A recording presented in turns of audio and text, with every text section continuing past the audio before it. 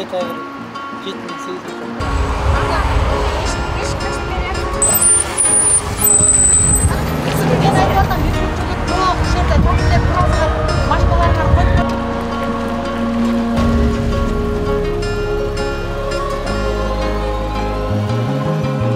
Городок аймагындагы ушу жердеги мынакей остановканын жанында турабыз. Биз карапайым эл ушул жерден маршрутка күтөбүз, троллейбус күтөбүз.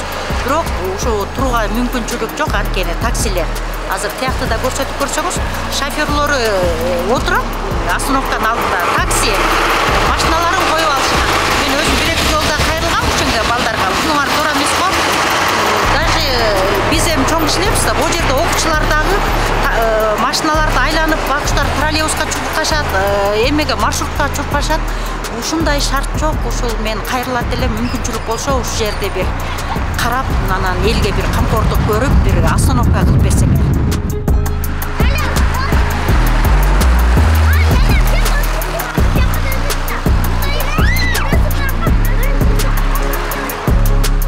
Уялсаңыздар болбойбу, машинаңарды алсаңар болбойбу. Тет жакка деле токтотсоңор кишилер барып түшөт да. Мен бул жерде карап алыпмын, 2-ден 3-тен катар турасыңар. Болсо неме жөөңүз токтун да, анан мен болсо ушу бригаданын, таксилер бригадасынын бригадирмин. Айтыңыз, жошол. Анан могуреки чуңкурду биз сүйлөшкөнбүз, мэрияга, мурунку мэрге, кийинки мэрге деле айтканбыз, могу жерге бизге толтуруп бергиле. Стоянка кылып бергиле, таксилер деген остановка мешать ошол жака токтойбуз деп. Сүйлөшүлгөн анын баары элечи. Анан мояктын баары касылат, моякка арык коюлат, анан ошондон кийин коюп беребиз деп, анан бизге мүмкүнчүлүк болбой атат да.